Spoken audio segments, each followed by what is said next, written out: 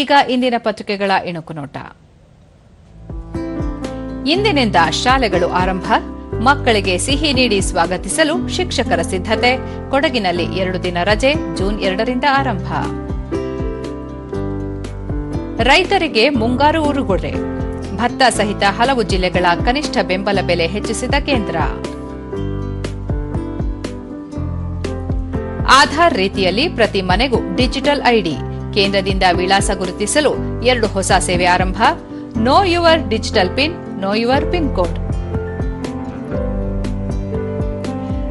ಜಗತ್ತಿನ 4ನೇ ಆರ್ಥಿಕತೆಯತ್ತ ಭಾರತ, ನೀತಿ ಆಯೋಗದ ಮುಖ್ಯ ನಿರ್ವಹಣಾಧಿಕಾರಿ ಬಿವಿಆರ್ ಸುಬ್ರಹ್ಮಣ್ಯಂ.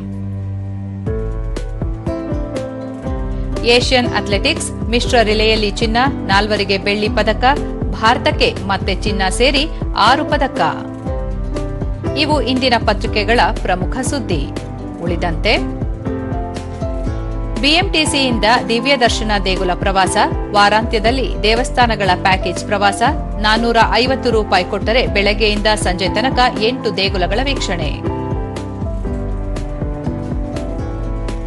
ಪಾಕ್ ಗಡಿ ರಾಜ್ಯಗಳಲ್ಲಿ ಶೀಘ್ರದಲ್ಲೇ ಮಾಕ್ ಡ್ರಿಲ್, ಕದನ ವಿರಾಮ ಮಧ್ಯೆಯೇ ಭಾರತದ ತಾಲೀಮು, ಕಾಶ್ಮೀರ ಸೇರಿ 4 ರಾಜ್ಯಗಳಲ್ಲಿ ಆಪರೇಷನ್ ಅಭ್ಯಾಸ್. ಕೇರಳ, ಕರ್ನಾಟಕ ಬಳಿಕ ಒಡಿಶಾಗೂ ವಾಡಿಕೆಯಂತೆ 13 ದಿನ ಮುಂಚೆ ಮಳೆ, ಮಹಾರಾಷ್ಟ್ರದಲ್ಲಿ ಮಳೆಯಬ್ಬರಕ್ಕೆ ಈವರೆಗೆ 34 ಮಂದಿ ಸಾವು. ಅಯೋಧ್ಯೆಯಲ್ಲಿ ಜೂನ್ 2ರಿಂದ 5ರವರೆಗೆ ಕಾರ್ಯಕ್ರಮ, ಅಷ್ಟಮಂದಿರಗಳಲ್ಲಿ ಪ್ರಾಣ ಪ್ರತಿಷ್ಠೆ. ವರ್ಲ್ಡ್ ಯೂನಿವರ್ಸಿಟಿ ಗೇಮ್ಸ್, ಆಳ್ವಾಸ್ ಶಿಕ್ಷಣ ಪ್ರತಿಷ್ಠಾನದ 11 ಕ್ರೀಡಾಪಟುಗಳು ಭಾಗಿ.